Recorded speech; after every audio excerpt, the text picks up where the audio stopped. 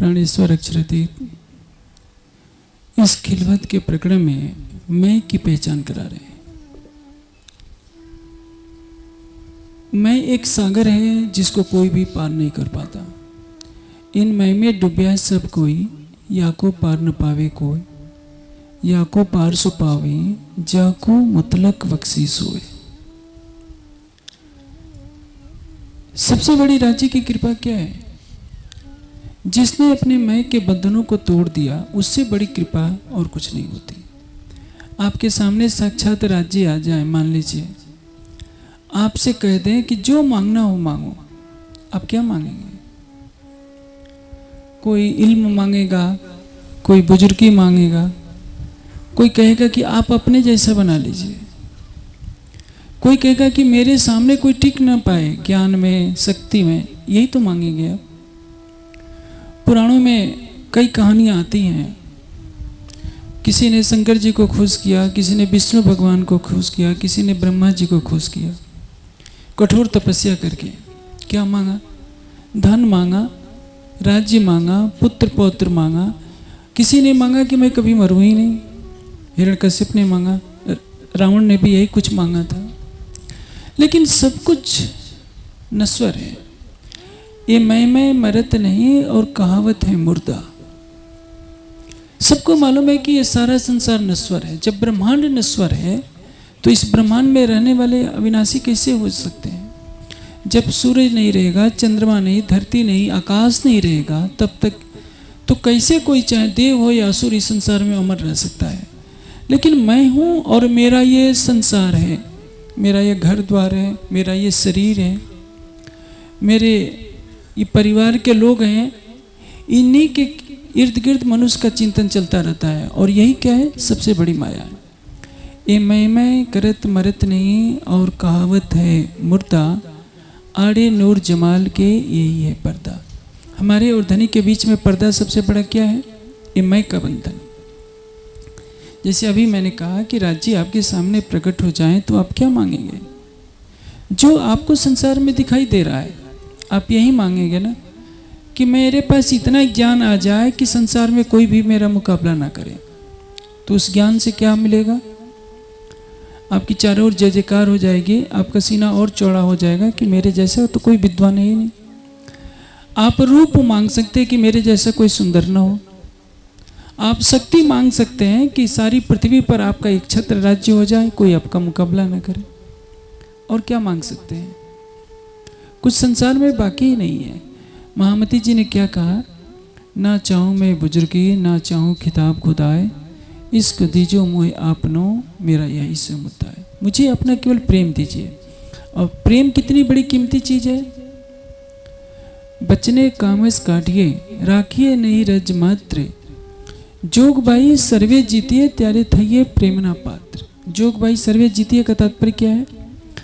आप अपने अंतःकरण को पूरी तरह से जीत लीजिए। अंतःकरण को जीतने का तात्पर्य क्या है? रहवे निर्गुण हो के आहार भी निर्गुण।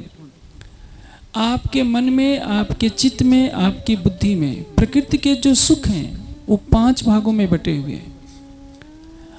आंख सुंदर रूप देखना चाहती है, कान मधुर ध्वनि सुनना चाहते हैं, त्वचा कोमल स्पर्श चाहती है, नासिका सुगंध लेना चाहती है, और जीवा 6 रसों का सेवन करना चाहती है। इसी में तो संसार का सुख है। मान लीजिए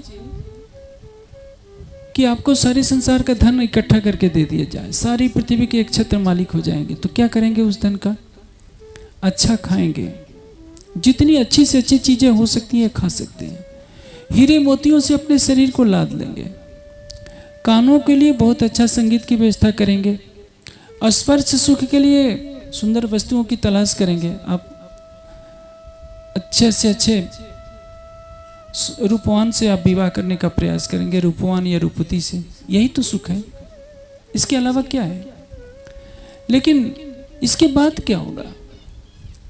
नचिकेता यमराज के पास जाते हैं। यमराज कहते हैं कि नचिकेता, तुम जो आत्मज्ञान की बात कर रहे हो, ये मेरे से बात ना करो।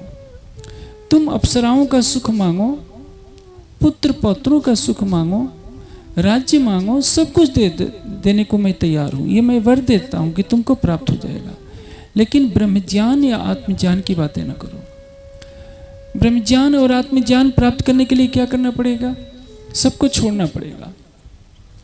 एक तरफ लालच दिया जा रहा है कि तुम अखंड राज्य मांग लो, अप्सराओं का सुख मांग लो, पुत्र पत्रों का सुख मांग लो, जितना धन चाहिए मांग लो। नचिकेता के कहता है कि मैं ये क्या करूँगा? जरेंत तेजा, ये विषय क्या है? इंद्रियों के तेज को छीण करते हैं। संसार में आप जितने भोगों को भोगेंगे उसका परिणाम क्या होगा? भोगों को आप नहीं भोगेंगे, भोग ही आपको भोग डालेंगे। कोई व्यक्ति शराब पीता है तो शराब को नहीं पीता है, शराब उसको पीती जाती है। वो सोचता है कि मैं शराब पी रहा हूँ। शराब कितने समय तक पिएगा? दुनिया में तो अरबों बोतलें शराब है और उसका शरीर एक सीमित दायरा रहता है। एक दिन ऐसा आता है कि शराब उसके जीवन को पी जाती है। इसलिए भर्तृहरि क्या कहते हैं? भोगा न भुक्ता, भोगा न भोक्ता वयम एव भुक्ता। हमने भोगों को नहीं भोगा, भोगों ने ही हमें भोग डाला। तृष्णा न जीर्णा वयम एव जीर्णा। हम बूढ़े नहीं हो गए। तृष्णा न जीर्णा, तृष्णा बूढ़ी नहीं होगी, हम ही बूढ़े हो गए। तृष्णाओं की पूर्ति करते करते हमारा बुढ़ापा हो गया, लेकिन हमारी इच्छाएं पूरी नहीं हुई। देखिए, जिनको तंबाकू खाने की आदत होती है वो बूढ़े हो जाते हैं, लेकिन तंबाकू उनसे नहीं छूटती, शराब उनसे नहीं छूटती, मांस उनसे नहीं छूटता। और मैं तो बार बार गिले शिकवे भी करता हूँ सुंदर साथ से। गुजरात के सुंदर साथ के सामने साक्षात राज जी आ जाएं, एक शर्त रखें कि देखो मैं तुमको दर्शन दे दूंगा, लेकिन तुम लहसुन और मिर्चा छोड़ दो। तो सुंदर साथ कहेंगे कि राज जी आपका दर्शन नहीं चाहिए, लहसुन प्याज हमसे नहीं छूटेगी। मैंने कितनी बार कहा है कि यदि आप चितवनी का सुख लेना चाहते हैं तो अपने भोजन को सात्विक बनाइए। लेकिन कार्यक्रमों में भी चल रहा है, ये तो बहुत आश्चर्य की बात होती है, क्योंकि आपके नस नस में वही चीज है। आप सब कुछ छोड़ सकते हैं। तृष्णा का हरण कैसे होगा? विवेक से। तृष्णा क्षयात न रहते षोडशी कलम। आपको जो तृष्णा पागल की हुई है उसको एक बार छोड़ करके देखिए।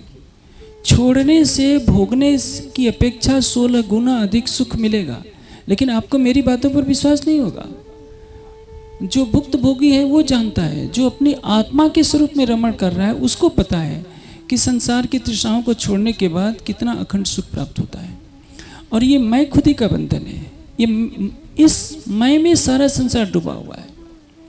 मैंने अभी आपको चौपाई बोली कि इन मैं में डूब्या सब कोई, या को पार न पावे कोई। सबको जानते हैं कि ये नश्वर जगत मायावी है, और इस मायावी जगत में हम जो कुछ भी प्राप्त कर रहे हैं, चक्रवर्ती राज्य भी मिल जाए तो भी वो चक्रवर्ती राज्य भी एक दिन नष्ट हो जाएगा। धन संपदा नष्ट हो जाएगी। हमारा यौवन, दमकता हुआ यौवन भी एक दिन बुढ़ापे में परिवर्तित हो जाएगा। ये धकता हुआ सूरज एक दिन शीतल हो जाएगा, अपना अस्तित्व खो देगा। ये पृथ्वी नष्ट हो जाएगी, आकाश नष्ट हो जाएगा। कुछ भी नश्वर, कुछ हर वस्तु नश्वर है, कुछ भी अखंड नहीं है। इतना जानते हुए भी मनुष्य किस पर अहंकार करता है? अपने शरीर के पुतले पर अहंकार करता है, अपने धन पर अहंकार करता है। कोई बड़े पोस्ट पर हो जाएगा, उसको भी पता है कि 60 साल के होते होते उसका पद छिन जाएगा। वो भी नश्वर है तो भी अहंकार करेगा कि मैं इस पोस्ट पर हूँ। आप सोचिए, असंख्यों ब्रह्मा विष्णु का ये संसार है। हमारी इस सृष्टि में 14 लोगों की सृष्टि में एक एक ब्रह्मा विष्णु है, शिव है। लेकिन हमारी पृथ्वी जैसी 13 लाख पृथ्वियां तो केवल इस गैलेक्सी के अंदर है। और हर 14 लोकों के ब्रह्मांड में सोचिए कितने ब्रह्मा विष्णु महेश हैं। 14 लोकों में एक छोटी सी पृथ्वी लोक है। इस पृथ्वी पर न जाने कितने अरबोपति हैं, खरबोपति हैं, एक से एक बढ़कर एक है। लेकिन मनुष्य लड़ता है, पड़ोसी से लड़ता है, दिखावा करता है कि देखो तुम्हारे पास 4 गाड़ी है तो मैं 8 कारें रख कर दिखाऊंगा, तुम्हारे घर में 1 करोड़ है तो मैं 10 करोड़ इकट्ठा करके दूँ। कुछ नहीं उसके साथ जाता, जो है नहीं उसके पीछे इंसान लड़ा जा रहा है। लेकिन इसको यदि छोड़ दे तो किसको पालेगा? जिसके सत अंग से इस ब्रह्मांड जैसी असंख्यों ब्रह्मांड बनते हैं।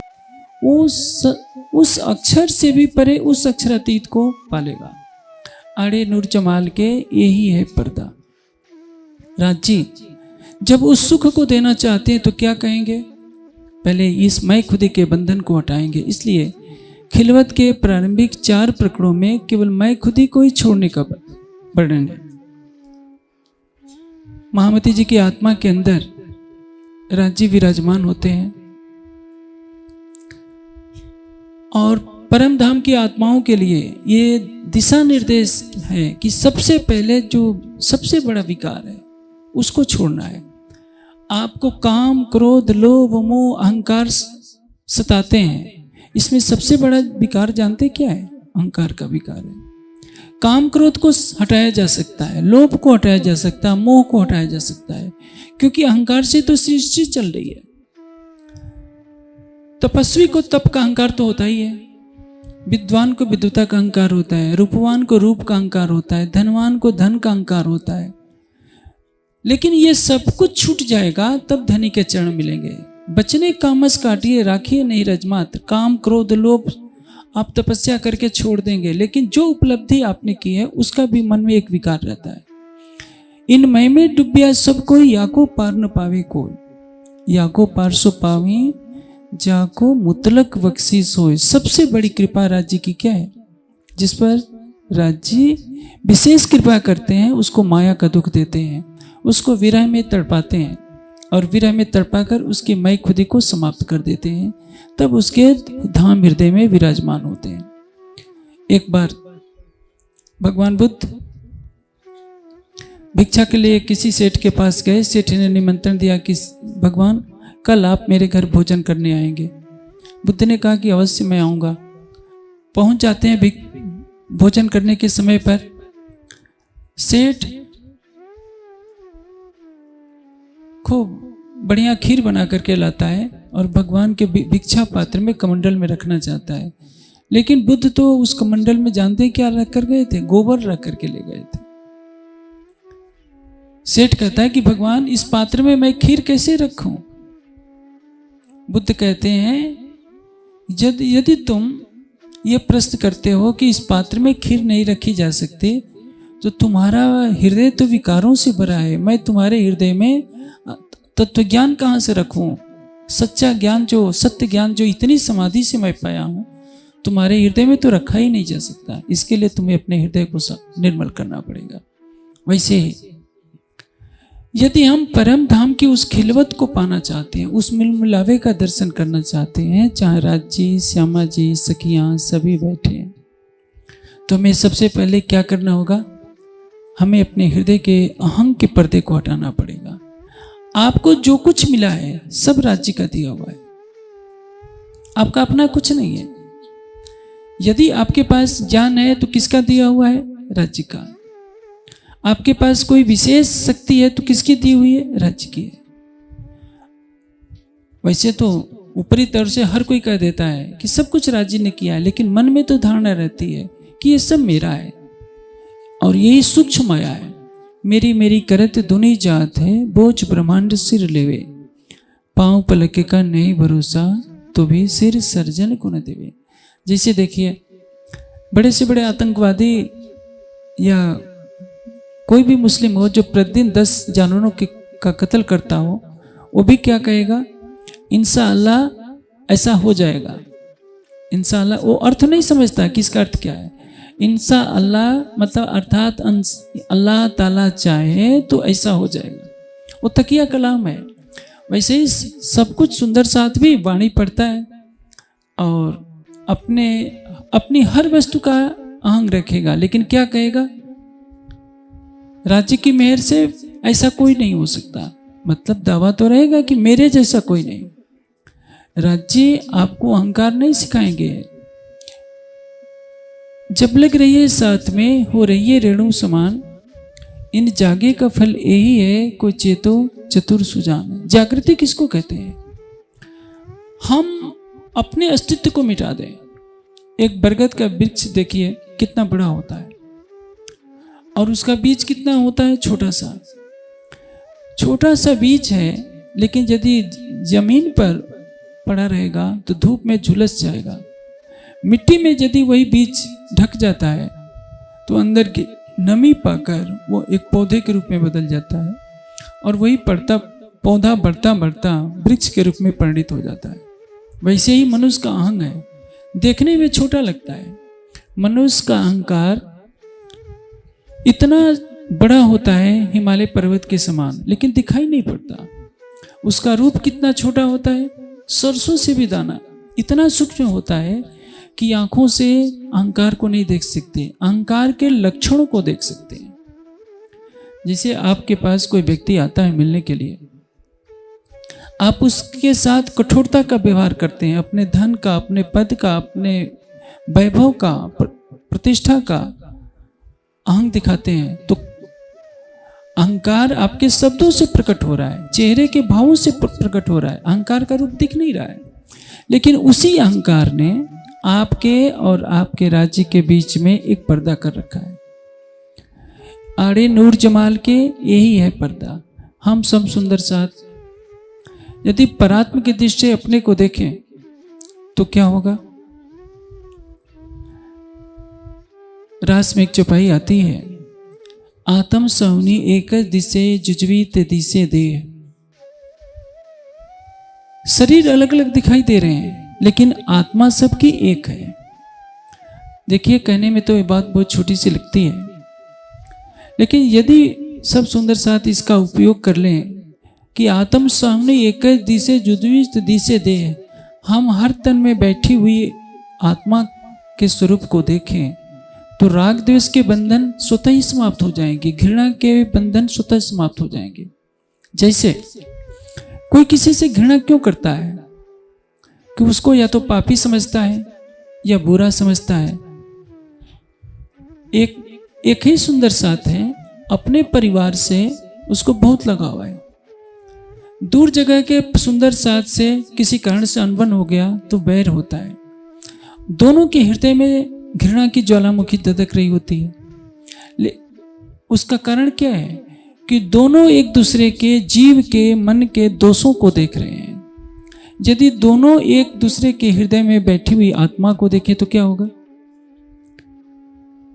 गीता में एक बहुत ऊंची बात कही गई है कि विद्या और विनम्रता से संपन्न ब्राह्मण में, गाय में, कुत्ते में और चंडाल में जो एकत्वदर्शी है, एक तत्व को देखता है। देखिए, ब्राह्मण पवित्र शरीर का दावा करता है और चंडाल जो है गंदे शरीर वाला है। गाय पवित्र जानवर मानी जाती है और कुत्ता अपवित्र, हड्डी चूसता है, श्मशान में मांस खाता है।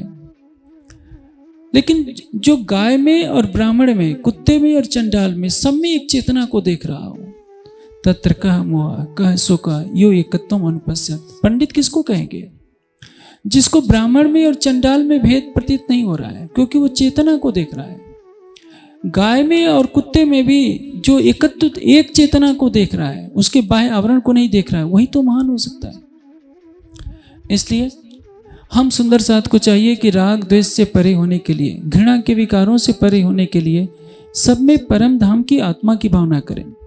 और इस शरीर से हमने जो कुछ भी पाया है, इस शरीर का रूप हमने पाया है, धन पाया है, पद प्रतिष्ठा पाई है, ये सब कुछ भुला दें, क्योंकि इसका बोझ यदि आप सिर पर ढोते रहेंगे तो राज्य के चरणों से दूर हो जाएंगे। इसीलिए कहा है कि जो नश्वर है उसका अहंकार क्यों करना? मैं करत मरत नहीं। इसका आशय क्या है? हमने धन की मैं ले रखी है, प्रतिष्ठा की मैं ले रखी है, कुल खानदान की मैं ले रखी है। ये जो कुछ मैं है हमारे और धनी के बीच में, आड़े नूर जमाल के यही है पर्दा। और यदि इस विकृति को हमने दूर कर लिया तो जीवन में हमारे लिए सबसे बड़ी सफलता मिल जाएगी। खिलवत आपको सिखाती है, खिलवत की शर्त है कि आपकी नज़र मूल मिलावे में कब पहुंचेगी? जब संसार से आप मर जाएंगे। मैं करत मरत नहीं है। और कहावत है मुर्दा, अड़े नूर जमाल के यही है पर्दा। ये सबसे बड़ा पर्दा है। जैसे मेरे और आपके बीच में एक पर्दा टांग दिया जाए, न मैं आपको देख पाऊंगा न आप मुझे देख पाएंगे। क्यों? क्योंकि हमारी दृष्टि उसी पर्दे पर टिक जाएगी। उसी तरह से हम राज्य को क्यों नहीं देख पा रहे हैं? अंदर पर्दा उड़ाइया तो भी न बदले हाल, नकश न मिट्टो मोह मूल को, ताथे नजरो न नूर जमाल। हर सुंदर साथ राज्य का दर्शन करना चाहता है, लेकिन राज्य दीदार क्यों नहीं दे रहे हैं? क्योंकि हमारे पास प्रेम नहीं है। प्रेम क्यों नहीं है? क्योंकि कहीं ना कहीं मैं का बंधन है, शरीर का मैं है, शरीर का मोह हमें सता रहा है। हम शरीर से परे नहीं हुए। हमने अपने अंतःकरण से जो उपलब्धि की है, ज्ञान की, तपस्या की, भक्ति की, सेवा की, ये सारे कहीं ना कहीं बंधन के कारण है। आपने कितनी साधना की है इसका भी अहंकार न रखिए, कितना ज्ञानार्जन किया है इसका भी अहंकार न रखिए। यदि आप सबसे सुनाते फिरेंगे कि मैंने इतनी साधना की है, मेरे जैसा कोई साधना करने वाला नहीं, मेरे जैसा कोई विद्वान नहीं, मेरे जैसा कोई धनवान नहीं, यह मेरा शब्द ही हटा दीजिए। मैं तो तुम्हारी केवल एक बात याद रखिए कि मेरी आत्मा केवल आपकी है, मैं केवल आपकी हूं और आप मेरे हैं। वयम तो तुम अस्माकम, आप हमारे और हम आपके। हमारा अपना कुछ नहीं। मेरी मेरी करत दुनी जात है, बोझ ब्रह्मांड सिर लेवे, पाव पलक का नहीं भरोसा तो भी सिर सर्जन कौन देवे। ये तो नहीं हो पा रहा है। और सच पूछा जाए तो कोई भी अपना बुरा नहीं चाहता है, कोई भी अहंकार करना नहीं चाहता, लेकिन अहंकार स्वाभाविक है, क्योंकि उपजे माया मोह थे सो तो मोहे में समाये। मूल प्रकृति मोहंग थे, उपजे तीनों गुण सो तीनों पांचों पसरे, हुई अंधेरी 14 भवन। पाताल से लेकर बैकुंठ तक मोह अहंकार का पसारा है। हमारी इंद्रियां, हमारे गुण, अंग, सब कुछ मोह से ही पैदा हुए हैं। तो अहंकार तो स्वाभाविक रूप से रहेगा। अब देखिए, काजल की कोठरी में आप कितना भी बचाव करके जाएंगे तो क्या होगा? पैर तो काला होगा। हाँ, यदि आपने ऐसा जूता पहन लिया तो कालिक तो जूते पर लगेगी, आप पर नहीं लगेगी। काजल की कोठरी में कैसे हो सियानो जाओ, एक लीक काजल की लागी पे लागी। आपके पैरों में नहीं छू पाएगी जूता पहने रहने पर, लेकिन जूते में तो लगी रहेगी। उसी तरह से आपकी आत्मा जीव पर बैठकर इस खेल को देख रही है। अहंकार को छोड़ने के लिए क्या साधन करना पड़ेगा? पहला साधन यह है, अध्यात्म की पहली कक्षा में जब प्रवेश करना चाहते हैं तो आपको आहार को सात्विक बनाना पड़ेगा, ताकि जो ज्ञानार्जन आप कर रहे हैं, वाणी पढ़ रहे हैं, चर्चा सुन रहे हैं, वह ज्ञान अंदर प्रवेश करे और आचरण में चरितार्थ हो।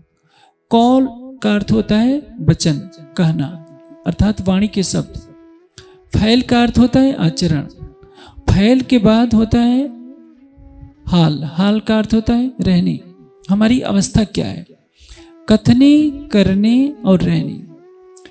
वाणी को आपने पढ़ा, यदि आपका आहार सात्विक है तो वाणी का प्रकाश आपके अंदर आने लगेगा। खिलवत के प्रारंभिक 4 प्रकरणों में क्या बताया गया है कि खुदाई इल्म से मारिए। मैं को कैसे मारेंगे? खुदाई इल्म से।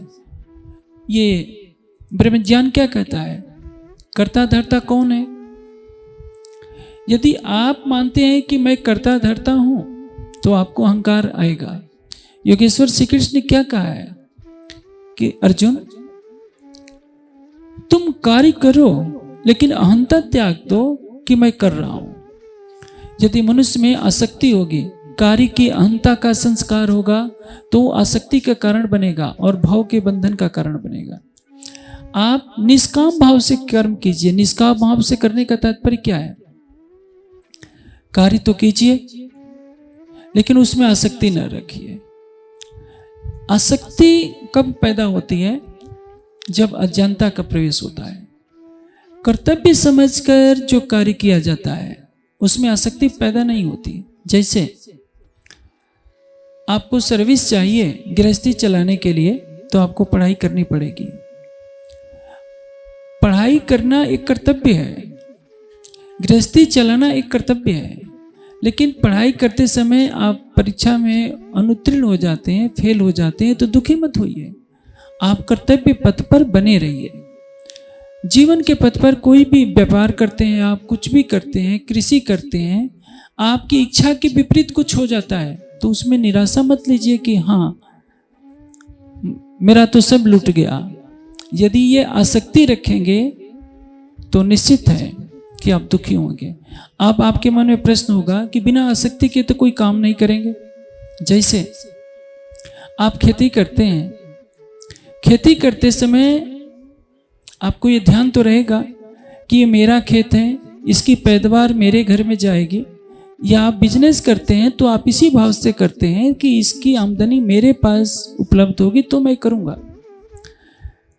लेकिन जिसने ये मान लिया है कि ये सारा संसार क्या है, एक सराय है, सराय समझते हैं धर्मशाला को। धर्मशाला में आप आते हैं, रात गुजारते हैं, सवेरे चले जाते हैं, जाते समय आप रोने नहीं लगते हैं कि धर्मशाला को मैं छोड़ रहा हूं। मैं एक उदाहरण देता हूं, आपको दाहोद से ट्रेन पकड़कर मुंबई जाना है।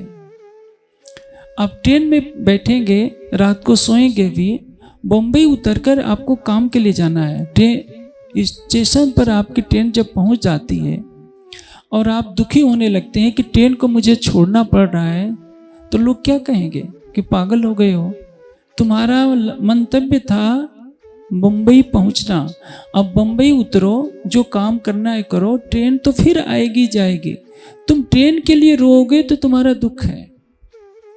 वैसे ही हमारा हाल है। हम इस संसार में जो कुछ कमाते हैं वो नश्वर है। हमारा जन्म भी नश्वर है। जातस्य ही ध्रुव मृत्यु, जिसने जन्म लिया है उसकी मृत्यु निश्चित है। जो धन आया है उसका खर्च होना निश्चित है। आप वृक्ष पर चढ़ेंगे तो नीचे उतरना निश्चित है। जो सब कुछ होने वाला है तो उसके लिए दुखी क्यों हो रहे हैं? योगेश्वर श्री कृष्ण का यही कथन है कि संसार परिवर्तनशील है। आप आज युवा हैं, कुछ वर्षों के बाद आप वृद्ध होंगे। आप दुखी हो रहे हैं कि मेरे सिर के बालों में सफेदी आने लगी है, मैं बूढ़ा हो रहा हूं, तो ये क्यों दुखी हो रहे हैं? आसक्ति के कारण दुखी हो रहे हैं। और इसी के कारण अज्ञानता का बंधन बनता है। यदि आपके हृदय में ज्ञान का प्रवेश हो गया, ब्रह्म ज्ञान का, संसार की नश्वरता का बोध हो गया कि ये जो कुछ है उसकी कृपा से चल रहा है, तो खुदाई इलम आपके लिए कारगर होगा। खिलवत की वाणी तो सभी पढ़ते हैं, लेकिन मैं खुदी को कोई मार नहीं पाता है। क्यों? क्योंकि जो मैं खुदी को मारने के लिए चाहिए, मैंने कहा ब्रह्म ज्ञान से खुदाई इलम सो मारिए। मैं बिन मैं मरे नहीं, मैं को मारना मैं। हक की मैं लेना पड़ेगा। आप कौन है? ये शरीर नहीं है। शरीर का ये पुतला जो दिख रहा है ये तो माया का है। आप कौन है? इंद्रियां नहीं है, अंतःकरण नहीं है, आप जीव नहीं है, आप परम धाम की आत्मा है।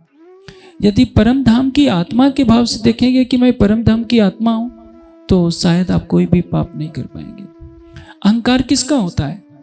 जैसे सुंदर साथ में भी झगड़े होते हैं, क्षेत्र को लेकर, जाति को लेकर, प्रांत को लेकर कई झगड़े होते हैं, धन को लेकर, पद प्रतिष्ठा को लेकर।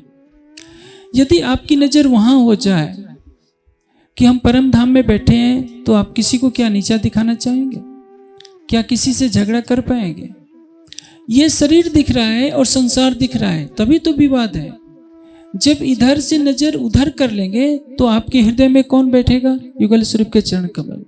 सारी अज्ञानता का मूल क्या है? शरीर और संसार पर हमारी नजर बनी हुई है, जिसके कारण हम लड़ झगड़ रहे हैं। इसलिए माया का ये जो बंधन है, यह माया का बंधन हमारे लिए सबसे बड़ा भारी पड़ रहा है। महामती जी के धाम हृदय में विराजमान होकर राज्य खिलवत के इस प्रकरण में समझा रहे हैं कि आड़े नूर जमाल के यही है पर्दा। और राज्य ने बताया है कि माया के सारे हथियार एक तरफ है और केवल एक प्रेम का हथियार राज्य ने दिया है हमें। प्रेम कैसे आएगा? प्रेम के स्वरूप को दिल में धारण कीजिए तो आपके हृदय में प्रेम आ जाएगा। देखिए, सत्व रजतम का ये ब्रह्मांड है। आपका शरीर सत्व रजतम का है, आपकी इंद्रियां सत्व रजतम की हैं, आपका अंतःकरण सत्व रजतम का है। और जितने अच्छे बुरे कार्य होते हैं किससे होते हैं? अंतःकरण से, मन के द्वारा हो रहे हैं, बुद्धि के द्वारा हो रहे हैं, अहंकार के द्वारा हो रहे हैं। किसी में रजोगुण ज्यादा है तो दिन रात काम में लगा रहता है, किसी में तमोगुण ज्यादा है तो ज्यादा पाप में लिप्त है, कोई सतोगुणी है तो ज्ञान और भक्ति में लगा रहता है। लेकिन शुभ और अशुभ कार्य सबसे हो रहे हैं। कोई एक पाप करता है, कोई 99 पाप करता है, लेकिन पाप तो सभी से हो रहे हैं। लेकिन इससे परे की जब अवस्था पाना चाहेंगे तो आपको क्या करना पड़ेगा? त्रिगुणातीत होना पड़ेगा। त्रिगुणातीत होने के लिए क्या करना पड़ेगा? राज्य का प्रेम चाहिए, तभी तो चितवनी लगेगी। आप त्रिगुणातीत अवस्था में आएंगे और अपने प्राण वल्लभ को हृदय में बसाएंगे। इसलिए हम सुंदर साथ खिलवत की इसी वाणी को पढ़ें। हम पढ़ते जाते हैं, न जाने कितनी बार, दर्जनों बार हम खिलवत की वाणी को पढ़ जाते हैं और इस चौपाई को बार बार कहते हैं, मैं भी मैं मरे नहीं, मैं को मारना मैं। लेकिन हक की मैं लेकर संसार की माय को हम मार नहीं पाते। दूसरों को उपदेश अच्छी तरह से दे देते हैं कि देखो तुम्हें बहुत बड़ी माया लगी है, तो मैं खुद ही में फंसे हूँ, लेकिन हम भी खुद फंसे होते हैं। ऐसा क्यों है? क्योंकि हमारे हृदय में धनी की शोभा विराजमान नहीं हुई होती है। आप राज्य को हृदय में बसाना शुरू कर दीजिए, धीरे धीरे आपके अंदर से मैं का बंधन अपने आप छूटता जाएगा और कुछ करना नहीं पड़ेगा। बुद्धि की चतुरता की यहाँ कोई आवश्यकता नहीं है। कोई भी ऋषि मुनि, कोई भी योगी अति, चाहे हिमालय की गुफाओं में कोई त्याग न करता हो, हिमालय की गुफाओं में बैठा हुआ योगी भी सोचता है कि मैं हिमालय का योगी हूँ। आप उसके ऊपर पत्थर फेंक दीजिए तो उसको क्रोध आ जाएगा, कहेगा कि मैं हिमालय का योगी हूँ, तुम मेरी गरिमा को नहीं समझते, मैंने संसार को ठोकर मारा है। ठोकर मारने का भी तो अहंकार है। कोई घर द्वार छोड़ता है तो उसका भी अहंकार रहता है कि मैंने सब कुछ छोड़ दिया। आपने छोड़ दिया तो उसका अहंकार क्यों ढोते फिरते हैं? इस छोड़ने का भी अहंकार छोड़ दीजिए। आपके पास ज्ञान है, भक्ति है, साधना का बल है, लेकिन इसका भी अहंकार सूक्ष्म रूप से यदि आपके अंदर बना रहेगा तो हमारे और धनी के बीच में एक पर्दा पड़ा रहेगा, हम राज्य का दीदार नहीं कर पाएंगे। इसलिए जैसे कल भी मैंने चर्चा में कहा था, रुई का पहाड़ हो, एक छोटी सी चिंगारी लगा दीजिए, पहाड़ को जलने में देर नहीं लगती है। हमारी मैं खुदी का पहाड़ कितना भी हो, हमारे अंदर कितने भी क्रोध, लोभ, मोह, अहंकार के विकार क्यों न भरे हों, केवल राज्य के प्रेम की चिंगारी अपने हृदय में जला दीजिए। आप प्रतिदिन चितवनी में लगिए, देखिए आपका कपड़ा कितना भी गंदा होता है, पहली बार साबुन लगाते हैं, कुछ मैल निकलती है, दोबारा लगाते हैं, पानी से धोते जाते हैं, थोड़ी देर के बाद वो चमकने लगता है। उसी तरह से आपके जीव ने लाखों जन्मों को देखा है, लाखों जन्मों में काम, क्रोध, मद, लोभ, अहंकार का सेवन किया है। जैसे कहावत कही जाती है कि कच्चे घड़े को तो मोड़ा जा सकता है, पक्के घड़े को नहीं मोड़ा जा सकता क्योंकि वो टूट जाएगा। तो आपका जो जीव अपने मन के द्वारा लाखों जन्मों में काम, क्रोध, मद, लोभ, अहंकार का सेवन किया है, वो मन कहाँ से इतने जल्दी निर्मल हो जाएगा? लेकिन एक सरलता है। आप तारतम वाणी का ज्ञान ग्रहण कीजिए, आप ये समझ लीजिए, तैसा इत होता गया जैसा हजूर हुक्म करत। जो मूल स्वरूप चाहते हैं वही होता जा रहा है। इसलिए राज्य की गरिमा को सर ऊपर रखिए। प्रेम में क्या होता है? प्रेम में हमें प्रेमास्पद की प्रशंसा करनी होती है, उसकी महिमा देखनी होती है। आप जानते हैं संसार में झगड़े क्यों होते हैं? इधर भाई बहन बैठे हैं, इधर बहनें बैठी हैं, और सबको मालूम है कि पति पत्नी में झगड़ा क्यों होता है या भाई भाई में झगड़ा क्यों होता है? दोनों का अहंकार लड़ता है, दोनों दूसरे के दोष देखते हैं, अपना दोष नहीं देखते। यदि हर कोई अपना दोष देखे और उसके सुधार का प्रयास करे तो एक दिन नहीं लगेगा संसार को सुधारने में, अन्यथा करोड़ों साल बिता दीजिए, ये संसार कभी भी सुधरने वाला नहीं है। हर व्यक्ति आत्मचिंतन करे कि मेरे अंदर क्या कमी है, तो परिणाम क्या होगा? हर कोई अपनी अपनी बुराई दूर करेगा और स्वतः ही सबका सुधार हो जाएगा। मनुष्य की प्रवृत्ति है कि दूसरों के छोटे से छोटे दोष को बड़ा बनाकर देखता है और अपने बड़े से बड़े दोष को बिल्लू के बराबर बड़ा दोष हो तो उसको भी छिपा जाता है। तो छिपाने से क्या होता है, उसका अहंग बढ़ता है कि मैं बहुत अच्छा हूं और वो बहुत खराब है। तो इसका चिंतन करते करते बुराई का एक भंडार उसके हृदय में आ जाता है, अहंकार का आवरण और चौड़ा हो जाता है। यदि हमने तारतम्य वाणी का आधार लेकर यह सोचा कि मैं जो कुछ हूं उसकी कृपा से हूं, मैं केवल धनी की ब्रह्मात्मा हूं, धनी की अर्धांगिनी हूं। एक मंत्र याद किए रहिए, आपको 6 चौपाइयों का तारतम्य याद नहीं है तो भी चल जाएगा, लेकिन एक चीज यदि आप याद कर लेते हैं कि मैं तो तुम्हारी कियल, मैं केवल आपकी हूं। करत करावत तुम्हें, कहत कलावत तुम, कहलाने वाले आप हो, कराने वाले आप हो। और इस समर्पण भावना के साथ राज्य के प्रेम में स्वयं को डुबोइए, फिर देखिए क्या होता है। राज्य के स्वरूप का चिंतन करते करते, तारतम्य वाणी का चिंतन करते करते और सात्विक आहार को अपने हृदय में प्राथमिकता देने पर कुछ दिन में ही परिवर्तन आना शुरू होगा। आपके हृदय से आवाज आएगी कि रे मन, तू किसका अहंकार कर रहा है?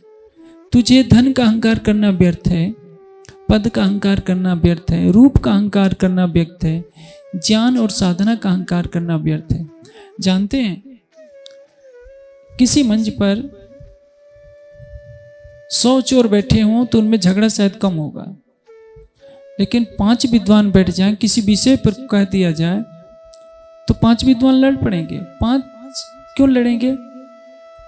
क्योंकि वो कहेगा कि मेरी बात सच है, मैंने जो अर्थ किया वो सच है, दूसरा कहेगा कि मेरी बात सच है। 5 धनवान लोग इकट्ठे होंगे तो उनमें भी आपस में मेल नहीं होगा, क्योंकि हर धनवान अपने को बड़ा समझने का प्रयास करता है। 5 वरिष्ठ पदाधिकारी बैठ जाए तो उनमें भी द्वेष पैदा होता है। ये संसार की कहानी है, केवल मनुष्य ही नहीं, पशु पक्षियों में भी ये बात होती है। स्वयं को वर्चस्व वाला सिद्ध करना। और जानते हैं, यदि ब्रह्म ज्ञान का प्रकाश मिल जाता है तो परिणाम क्या होता है? मनुष्य सोचता है कि मैं तो कुछ भी नहीं, जिसने इस अनंत सृष्टि को बनाया है। आप देखिए, आप क्या हैं इसको जानने के लिए आप खुले आकाश में अपनी छत पर बैठ जाइए, आकाश की तरफ देखिए। आकाश में कितने नक्षत्र तारे दिखाई दे रहे हैं। आप देखिए, इस पृथ्वी पर आपसे धनवान, आपसे अधिक रूपवान कितने लोग हैं? करोड़ों लोग होंगे। और आपकी पृथ्वी का अस्तित्व क्या है? जैसे समुद्र के किनारे धूल का एक कण होता है, वैसे ही आपकी पृथ्वी पर है। इस पृथ्वी पर भारत जैसे कितने बड़े बड़े देश हैं, चाइना, रसिया, अमेरिका, सब भारत से बड़े बड़े हैं। हमारे देश में इतने बड़े बड़े प्रांत हैं, 1 अरब 30 करोड़ की जनसंख्या है, जिसमें हम सबसे बड़े बड़े लोग हैं। और इस पृथ्वी का अस्तित्व जैसे समुद्र के किनारे धूल का एक कण होता है, वैसे ही सृष्टि में इस पृथ्वी का अस्तित्व है। तो आप सोचिए, जिसने इस सृष्टि को बनाया है उससे भी परे वो अक्षरातीत है और वो हमसे प्रेम करता है। और हम फंसे कहाँ पड़े हैं? इस झूठी माया में। मैं करत मरत नहीं और कहावत है मुर्दा। ये तो सारा संसार नश्वर है, सारी सृष्टि नश्वर है, लेकिन सुंदर साथ में भी झगड़ा होता है। जानते हैं किसके लिए? देखिए, हम सुंदर साथ कितनी भी वाणी पढ़ते हैं, जितनी भी थोड़ा बहुत करते हैं, सेवा पूजा भी करते हैं, एक दूसरे सुंदर साथ को हम प्राणाधार भी कहते हैं। प्राणाधार का अर्थ क्या होता है जानते हैं? आप मेरे जीवन के आधार हैं। हम प्राणाधार भी कहते हैं, गले भी मिलते हैं और कहते हैं कि हम परम धाम से आए हैं, फिर भी लड़ते हैं। किसके लिए जानते हैं?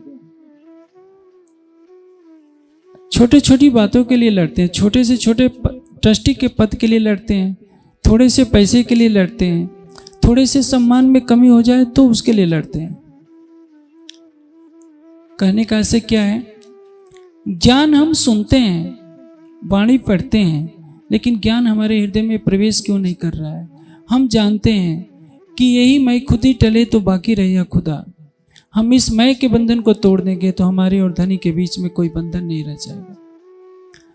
ये खिलवत की वाणी हमारी आत्मा को परम धाम की राह दिखाती है। और हमारी राह में जो सबसे बड़ी बाधा है वो मैं की बाधा है। राज्य का प्रेम आपके हृदय में तब तक नहीं आएगा जब तक इस मैं का बंधन को आप नहीं तोड़ेंगे। और उसके लिए एक ही तरीका है जो मैंने आपको बोला कि वाणी के ज्ञान को ग्रहण करते जाइए, अपने आहार को सात्विक बनाते जाइए और चितवनी में डूबते जाइए और अपना समर्पण कर दीजिए। मेरे प्राणेश्वर, मेरे आराध्य, मेरे सर्वस्व, आप मेरे धाम हृदय में अपने चरण कमल रख दीजिए, मेरे अंदर का पर्दा हटा दीजिए। आप सब सुंदर साथ जब भी पाठ रखवाते हैं तो कोई ना कोई मन्नत मांगते हैं कि मेरे बेटे का ये काम हो जाए, मेरी नौकरी अच्छी चल जाए, मेरा व्यापार अच्छा चल जाए। ये सब कुछ नश्वर है। आप राज्य से पाठ रखवाइए।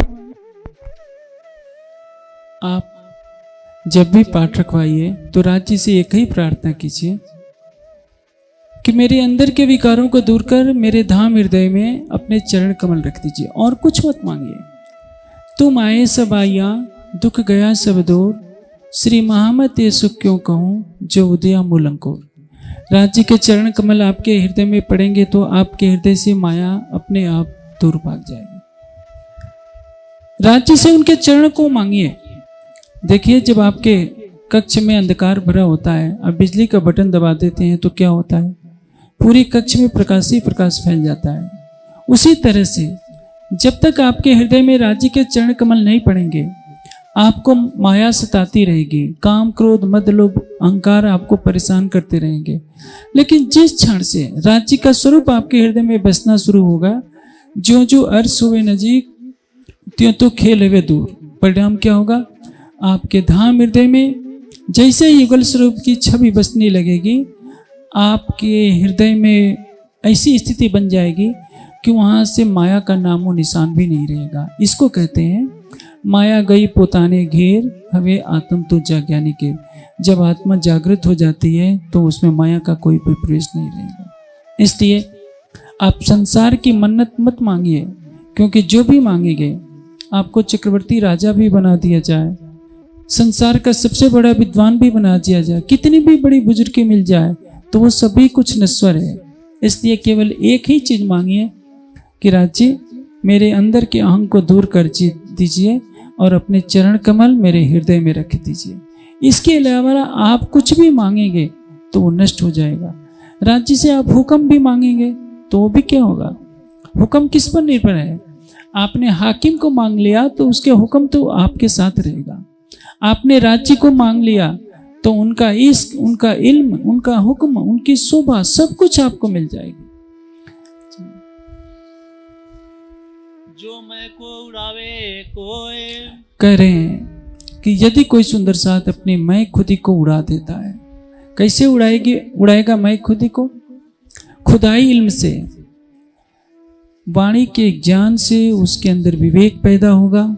उस विवेक के द्वारा वो राज्य के प्रेम में स्वयं को डुबाना चाहेगा।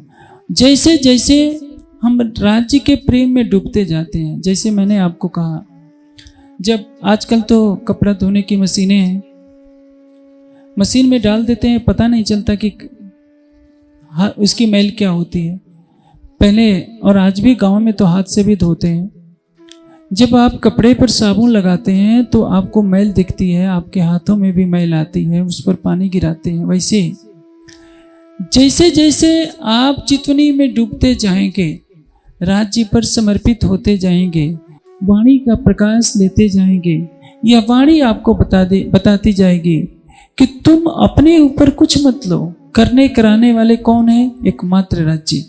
जैसे जैसे आपके अंदर प्रेम बढ़ेगा, वैसे खुदाई इल्म भी आपके अंदर प्रवेश करता जाएगा। ज्ञान और प्रेम का जिस दिन संगम होगा, यथार्थ रूप से आपके हृदय में सत्य का प्रकाश हो जाएगा और मैं खुदी का इस पर कोई भी असर नहीं पड़ेगा। अन्यथा इस संसार में बड़े बड़े ऋषि, मुनि, योगी, यति हो गए हैं। सबको किसी न किसी मैं खुदी ने अपने अधीन किया है।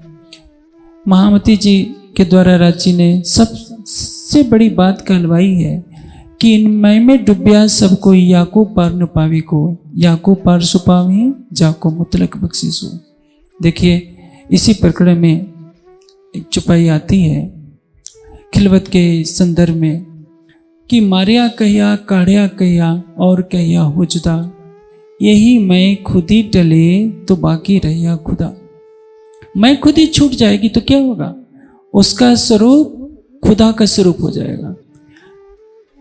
मैं के बंधनों को यदि आपने तोड़ लिया तो आप हकीकत की अवस्था में पहुंच जाएंगे, आपको राज्य का प्रत्यक्ष दीदार होगा। लेकिन यदि आपने मैं खुद ही के बंधनों को नहीं तोड़ा तो आपको माया ही दिखती रहेगी, राज्य के चरण कमल नहीं पड़ेंगे। लेकिन आपको राज्य का दर्शन हो गया, राज्य आपके धाम दिल में बैठ गए, तो भी इसका अहंकार मत रखिए, क्योंकि राज्य ने ये लीला करके हमको दिखाया है। देवचंद जी के तन में राज्य बैठे हैं, सब सुंदर साथ उनको राज्य का स्वरूप मान रहे हैं, उनके तन से आड़िका लीला हो रही है, सब सुंदर साथ उस लीला का आनंद भी ले रहे हैं। लेकिन देवचंद जी को क्या लगता है कि मेरे तन से जागनी क्यों नहीं होती। रू अल्लाह करी बंदगी यामे उनकी मैं, तो गुनाह कया इन पर जो मांग लिया हक पे। सदगुरु धनी से देवचंद जी से क्या भूल हो जाती है, रू अल्लाह करी बंदगी यामे उनकी मैं। सदगुरु धनी से देवचंद जी सब सुंदर साथ से चिट्ठी लिखवाते हैं, किसके लिए। जब श्री देवचंद जी चर्चा करते हैं तो राज्य का आवेश श्री कृष्ण के स्वरूप में प्रकट होता है और सब सुंदर साथ से बातें भी करता है, किसी को सोने की कसेड़ी दे देता है, किसी को कुछ देता है। जब देवचंद जी दीवार पर हाथ से लकीर खींच देते हैं तो यमुना जी का भी जल बहने लगता है, सुंदर साथ उसमें डुबकी लगाकर नहाने भी लगता है। इतनी आड़िका लीलाएं हो रही हैं, सुंदर साथ मग्न है। लेकिन देवचंद जी के अंदर है कि जब मैंने राज्य को पाने के लिए इतनी कठोर साधनाएं की, पिया तो को मैं बहुबित खोजिया, छोड़ धंधा सब और पूछत फिरे सुहागनी, कोई बतावे पिया ठोर। मैंने आपको पाने के लिए इतनी बड़ी बड़ी कठोर साधनाएं की हैं, तो राज्य इतना तो कीजिए कि मेरे तन से जागनी करवा लीजिए। 1 2 नहीं 69 पांतियां लिखने के बाद भी मीराज से लिखवाई जाती है। यो 69 पातियां लिखियां धाम धनी, तब सैया हम भी लिखी पर नेक न दई खरवा। जब श्री मीराज देवचंद जी को आकर प्रणाम करते हैं तो जो 69 चिट्ठियां देवचंद जी पहले से लिखवाए होते हैं मीराज के तन से गिर जाती है। तो श्री देवचंद जी समझ जाते हैं कि आगे जागने की लीला मीराज के तन से होनी है। फिर मीराज जी से सिफारिश करवाते हैं, चिट्ठी लिखते हैं कि मीराज तुम लिख देखो तो राज्य कहना मान जाएंगे। और मीराज भी लिखते हैं तो भी राज्य किसी की नहीं सुनते, क्योंकि न्याय का सिंहासन कभी दागदार नहीं होता। चाहे मीराज कहें चाहे श्री देवचंद जी कहें, मूल स्वरूप वही करेंगे जो उचित होगा। तो आप सोचिए, जिस तन में राज्य बैठे हैं, जिस तन से लीला हो रही है, वह तन भी चाहता है कि ऐसा हो जाए तो नहीं होता। जिस महामती जी को अपनी सारी शोभा देनी है, क्योंकि सतगुरु धनी श्री देवचंद जी और श्री प्राणनाथ जी के स्वरूप के बराबर न कोई हुआ है न कोई हो सकेगा। लेकिन इनकी सिफारिश को भी राज्य अनसुना क्यों कर देते हैं, क्योंकि ये उचित नहीं था। इसलिए सतगुरु धनी श्री देवचंद जी सब कुछ पा गए हैं, राज्य को भी पा गए हैं, दिल में बसा लिए हैं। लेकिन मैं वहां भी पीछा कर रही है कि मैंने इतनी साधना की है। इसलिए आप सुंदर साथ कितनी भी सेवा करते हैं, कितनी भी चितवनी करते हैं, कितना भी ज्ञान का प्रकाश आपको है, आपको राज्य प्रतिदिन दर्शन देते हैं, तो भी इसका अहंकार मत लीजिए। क्योंकि यदि आपने अहंकार लिया तो अपने ऊपर दाग लगा लेंगे। आपको क्या करना है, सब कुछ राज्य के ऊपर सौंप दीजिए, उनकी कृपा के ऊपर सौंप दीजिए। जिस दिन आप ऐसा करेंगे उस दिन आप में और राज्य में कोई भेद नहीं रह जाएगा, आपका अपना अस्तित्व ही नहीं रहेगा। आपको अहंकार क्यों होता है, आप राज्य से अपने को अलग समझते हैं, तभी तो अहंकार होता है। जैसे एक परिवार है, पति पत्नी दोनों रहते हैं। यदि पत्नी सोचती है कि जो मेरे पति का मकान है वो मेरा मकान है, जो पति का कष्ट है वो मेरा कष्ट है, जो पति का सुख है वो मेरा सुख है, तो दोनों में क्या होगा, एक रूपता रहेगी, कभी विवाद नहीं होगा। हम सुंदर साथ जहां अपने को अलग समझते हैं कि हम दूसरों से कुछ अलग हैं, तो परिणाम क्या होता है, उसी दिन हमारे सिर पर अहंकार का पर्दा हो जाता है और हम माया में हारने लगते हैं। राज्य ने हमारे लिए यही सिखापन दी है कि यही मैं खुद ही टले तो बाकी रहे या खुदा। हम जितने मैं के बंधन में फंसते जाएंगे क्या होगा, हम एक सामान्य प्राणी बन जाते हैं। मैं को जितना छोड़ देंगे उतना ही महान बनेंगे। जैसे मैंने कहा, एक बरगद का बीज यदि मिट्टी में मिल जाता है तो एक बहुत बड़ा वृक्ष बन जाता है और उससे लाखों उस जैसे बीज पैदा होते हैं। संसार में जो व्यक्ति जितना ही महान होता है उतना ही मैं खुद ही को ठोकर मारे होता है, और जो व्यक्ति जितना ही छोटा होता है वो अपने धन का, पद का, प्रतिष्ठा का, रूप का किसी न किसी रूप में अहंकार करता जाता है और वो एक सामान्य प्राणी होता है। इसलिए आप देखेंगे संसार में जो भी महापुरुष होते हैं उनको संसार पत्थर मारता है तो भी मुस्कुराते रहते हैं, गालियां देता है तो भी मुस्कुराते रहते हैं। एक सामान्य व्यक्ति जरा सा सहन नहीं कर सकता, जो किसी के कट वचनों को सहता है, जो किसी की घृणा को सहता है, किसी के अपमान, दिए हुए अपमान को सहन करता है, निश्चित है समझिए को महान है, क्योंकि उसकी दृष्टि इधर नहीं है। हम सुंदर साथ से यही अपेक्षा की जाती है कि हम तारतम वाणी के इस कथन को अंगीकार करें। हम अपने अंदर धन की मैं, रूप की मैं, पद की मैं, प्रतिष्ठा की मैं या किसी भी तरह की मैं नहीं होनी चाहिए। यदि हम सबके हृदय में परम धाम की आत्मा को देखेंगे और उस आत्मा के धाम हृदय में बैठे हुए युगल स्वरूप को देखेंगे तो हम भी मैं खुदी से परे हो जाएंगे और हमारा जीवन भी धन धन हो जाएगा। वेद के एक मंत्र में कहा गया है, तत्र का मोहा कह सुका यो एकत्वम अनुपश्यत। जो सभी में एकत्व को देखता है कि जो आत्मा मेरे अंदर है वही आत्मा दूसरे के अंदर है, जो दूसरों के दुख को अपना दुख समझे, दूसरे के सुख को अपना सुख समझे, वही तो महान होता है। संसारी व्यक्ति अपने सुख की चिंता करता है, चाहे दूसरों को कष्ट क्यों न देना पड़े, लेकिन जो महानता, जिसके अंदर महानता होती है वह दूसरों की पीड़ा को अपनी पीड़ा समझता है, दूसरों के सुख को अपना सुख समझता है। परम धाम में क्यों प्रेम है, क्योंकि वहाँ हर कोई अपने से एक अनंत गुना, करोड़ गुना नहीं, अनंत गुना दूसरों को चाहता है। राज जी अपने से अनंत गुना श्यामा जी को चाहते हैं, श्यामा जी अपने से अनंत गुना सखियों को चाहती हैं, और सखियां भी अपने से अनंत गुना राज जी और श्यामा जी को चाहती हैं। खूब खुशहालियाँ सभी एक दूसरे को चाहते हैं, तभी तो वहाँ प्रेम है। माया में इसका उल्टा है, यहाँ हर कोई अपने बारे में सोचता है, अपनी चिंता करता है, अपने से प्रेम करता है, दूसरों से नहीं करता। यही माया के दुखों का कारण है और उसमें टकराव होता है तो संसार आपस में लड़ता झगड़ता रहता है। दुखों का कारण यही है। थोड़े शब्दों में समझ जाइए, यदि हमने मैं और मेरे का बंधन हटा दिया, सारा संसार किस में, मैं और मेरे के बंधन में है। मैं और मेरे का बंधन हटा दीजिए, तू और तेरा याद रख लीजिए। मेरी आत्मा केवल आपकी है, केवल तू है और तेरा पसारा है, मेरा अपना कुछ नहीं। जिस दिन हमारे हृदय में ये बातें बस जाएंगी उस दिन हमारा हृदय राज्य के हृदय में डुबकी लगाने लगेगा, और जो हम चाहेंगे वो राज्य चाहेंगे और जो राज्य चाहेंगे वो हम चाहेंगे। हमारे और राज्य के दिल में उस दिन कोई भी पर्दा नहीं रहेगा। यही मार्फत को पहुंचने की राह है और इस मंजिल तक ले जाएगी केवल चितवनी।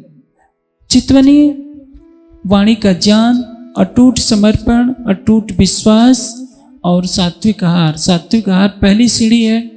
आप कितनी भी वाणी पढ़ेंगे, आहार में सात्विकता नहीं होगी तो ज्ञान स्थिर नहीं रहेगा। आप कितनी भी चितवनी करेंगे, आहार की सात्विकता नहीं होगी तो आपका मन भागता रहेगा, चितवनी नहीं लगेगी। इसलिए सब सुंदर साथ से मैं बार बार कहता हूँ, ये तो मैं 20 वर्षों से कहता आ रहा हूँ, लेकिन सुंदर साथ मेरी बात को कभी भी ग्रहण नहीं करते। चर्चा के समय मान लेते हैं, फिर जाकर लहसुन मिर्च वहीं गरम गरम मसाले खाते हैं। परिणाम क्या होता है, जो लाभ उन्हें मिलना चाहिए वो नहीं मिल पा रहा है। और इसी कारण गुजरात सुंदर साथ सेवा में बहुत आगे है, भाव में बहुत आगे है, लेकिन चितवनी में पीछे हो जाता है। कारण यही है क्योंकि आहार की सात्विकता नहीं है।